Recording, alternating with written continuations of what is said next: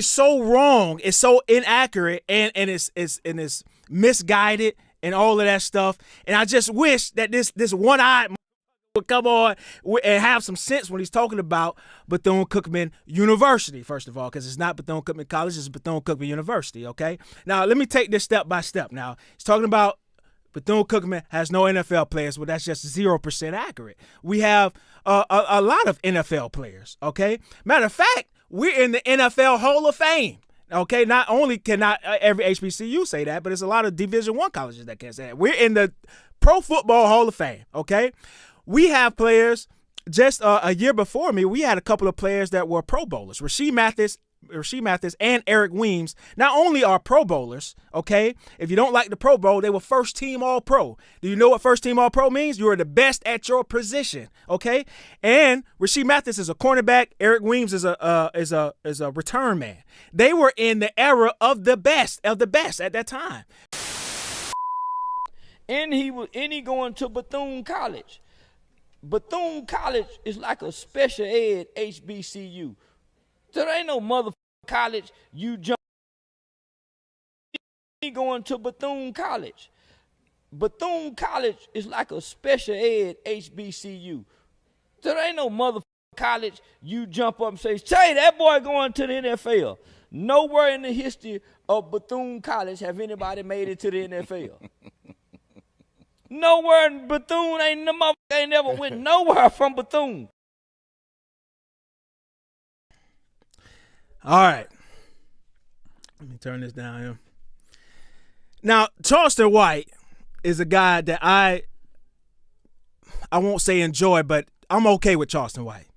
I understand that Charleston White has he has a huge platform, and he has his way of talking to the black community, for the black community, and his way is through ignorance, okay? And he believes that ignorance is the way to get inside and kind of get people to do what they should be doing, okay? And I understand that, and some people don't, but I do. And sometimes it lands, sometimes it doesn't. This particular clip, he was talking about Rick Ross's son and his mom, okay, and how they came about Bethune Cookman, and et cetera. Charleston White, I'm trying to get it out, Pink. I can't even. I got so much to say. Yeah, I got so much to say. Start somewhere. We won't get home tonight. And we still might not get home tonight. I'm so pissed about this. You have no idea. I'm so pissed about this because he's so wrong. It's so inaccurate, and it's misguided and all of that stuff. And I just wish that this one-eyed motherfucker would come on and have some sense when he's talking about Bethune Cookman University, first of all, because it's not Bethune Cookman College, it's Bethune Cookman University, okay? Now, let me take this step by step. Now, he's talking about Bethune Cookman has no NFL players. Well, that's just 0% accurate. We have a lot of NFL players, okay? Matter of fact, we're in the NFL Hall of Fame. Okay, not only cannot every HBCU say that, but it's a lot of Division I colleges that can't say that. We're in the Pro Football Hall of Fame, okay? We have players, just a year before me, we had a couple of players that were Pro Bowlers. Rasheed Mathis and Eric Weems not only are Pro Bowlers, okay? If you don't like the Pro Bowl, they were first team All-Pro. Do you know what first team All-Pro means? You are the best at your position, okay? And Rasheed Mathis is a cornerback. Eric Weems is a return man. They were in the era of the best at that time.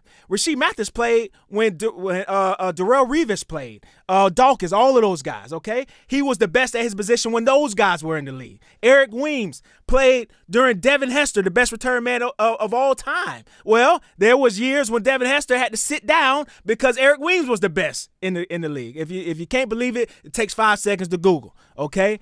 All right. Now, not only just football, I mean, we just had the first HBCU guy ever to make the PGA Tour in golf, okay? We're Bethune Cookman, not only sports, we're in academics. How many times we've been number 1 in psychology, okay? Criminal justice, all righty?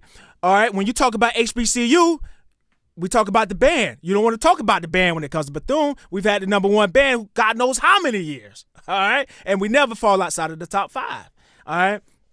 It's just, not only was it inaccurate, but secondly, I hate when you draw negative attention and you have negative comments towards HBCUs, especially when it's just incorrect and not accurate.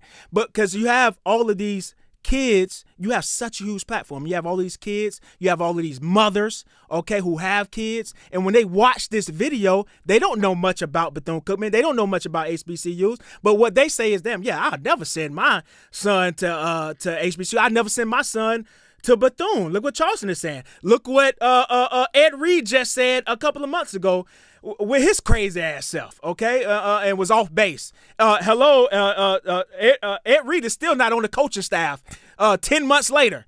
You want to know why? He's not a fucking coach material. But y'all want Bethune to take him in, okay? And it's just time after time we get all of this negative energy towards HBCUs, and I don't know why Bethune is always the fucking rag doll. I don't know what we did. Y'all come down here. You can't screw our women. You probably get beat up because guess what? Bethune Cookman has the best street fighter to ever live. Kimbo Slice went to Bethune Cookman, okay? You come down here, you can't screw our women. I understand you go to FAMU at Tallahassee. It's easy. You can screw anybody at Tallahassee, at FAMU. You know, you go out there, you go up to D.C., you go up to Howard. They're easy down there. I don't know why we continue to be the rag doll, but that shit needs to stop right now. And Charleston, you need to come and give us a free engagement or something. I don't know. You need to fucking donate some money because you're dead ass wrong. Take his money, but fuck his engagement. That'll bring money. So that's why I said that. You know, you don't have to give. We're not a charity. I'm not asking you to give money, but I'm just saying because you were just so off base here. I hate it. I hate it more so for the negative attention and comments, and also on top of that being incorrect, because there are so many people who don't know about Bethune Cookman and don't know about HBCU culture, and they'll see that video and it'll stick in their mind. That'll be the only thing that they know. It'll be the only thing that they know. Yeah. Now, I'm not a fan of his. I mean, I get that every once in a while he'll stumble onto something insightful or maybe important to say or worth saying, but I think that he's just kind of like has a platform and he's an attention-mongering whore that really doesn't care about what he says as long as it generates content. I don't think he actually has any strong beliefs in anything other than embracing his own platform. He'll say some things that are correct or insightful once in a while. But again, here, he just kind of runs with something that's not accurate. He could probably feel the energy of the guy sitting next to him and like, you know, yeah, just keep going. And like that's what he reacts to. He's like Pavlov's dog, starved for attention. Yeah. I really don't respect what he does because there's no consistent message. I watched the majority of the big interview he had with Cam. Mm-hmm. And it's just, if you listen to the whole thing, it's not consistently coherent. He's all over the place. Did he say some things that were interesting? Or yeah, I get that perspective or whatever. Absolutely. But there's no coherence to what he says. It's just stabbing for attention in the dark. He's at the titty bar with blind and just trying to grab a booty. Sometimes he gets one. He only has one eye. Yeah. The one eye he does have, he probably got, or the other eye is probably got off Tamu. I don't know. Now, but I'm not in that camp that you're in. Yeah. Because I do believe that he has a consistent platform. I understand what he's doing and the message he is trying to portray and that he is portraying. It's just, for me, the difference would be for me is that, I like some stuff just doesn't land for me, but the majority of it does. I'm not going to lie. Probably about 90% of the stuff Charleston White says, I agree with. What does he say that you would agree with, like right off the top? Yeah. The rappers thing. I really appreciate what he talks about, the gangster rappers that the black community celebrate, that they love, but they're really destroying the black community, not only with just the words that they're saying, but these young rappers with the actual stuff that they're doing. Like some of the rappers that he talk about, and they don't like the way that he's talking about them. Like he'll say F them. Like some of these artists are dead now. These young artists, they're dead and not here anymore. I'm struggling to find the some of the names, but some of these artists are like King Von and the guy that was in California, Pop Smoke is another one. the big guy that was in California on the West Coast that a lot of people liked. He became this martyr. You'll know if I said his name. Nipsey Hussle. Okay. You know what I mean? Like Nipsey Hussle was a, huh? Nipsey Hussle was kind of I know, because he was celebrated in the black community, but he was a gang member. conscious level. He was a gang member. Yeah, he was a gang member, and He evolved. Like I think that you have no, to no, evolve. his current at the time he died, he was a current gang member who and that gang did terrible things in that neighborhood and in other neighborhoods. You know what I mean? If you are evolved, you are not a current gang member. You detach yourself from it. Like Snoop Dogg. You know, he's not a current gang member. You know what I mean? So it's like. And in the black community, we celebrate all of those guys. You know, we love those guys. Just like Nipsey, you don't hear nothing bad about Nipsey. You probably didn't even know anything bad about Nipsey, but it's I knew he was in a gang. but it's I think if you're in California, you're in a gang. nah, that's not true. See what I'm saying? But you see, that's that's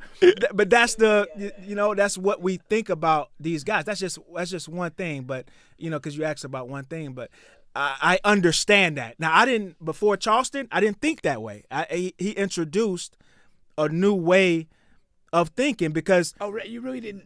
Oh, yeah, that's interesting. yeah, but I wanted to be a rapper. I was a rapper, No, I would yeah. say whatever things that was just cool at the time. Like it's because you don't think about it because when you grow up in the culture.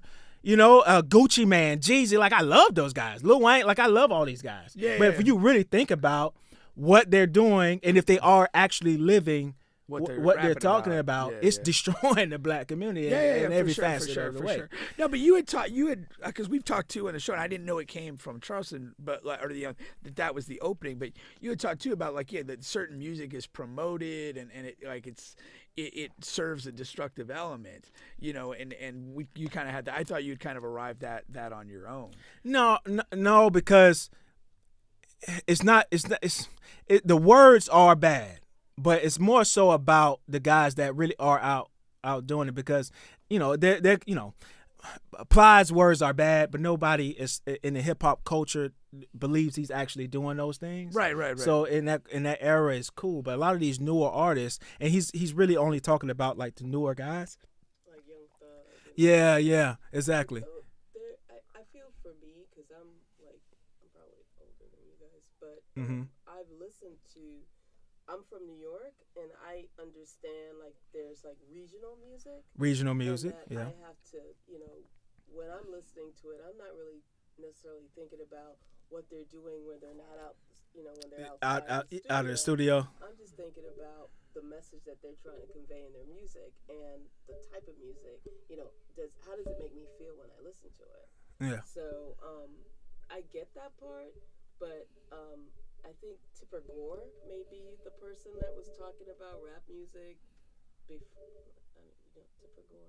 Who's that? Yeah. It's Al Gore's wife, right? Al Gore's wife. She was talking about rap music and the destructiveness of yeah. rap music, way before Charleston. She was the one who was going against Tupac stuff, right? She was going against every. But back in music that time, the '90s and whatever, yeah. Yeah. So, but I don't know. For me, him, the way I guess I don't like his delivery. It's very ignorant. That's the word for it. It's very ignorant. It's very brash. It's very harsh. It's very unnecessary.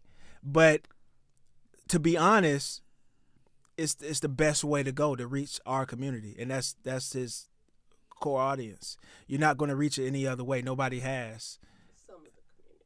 Some of the community. And especially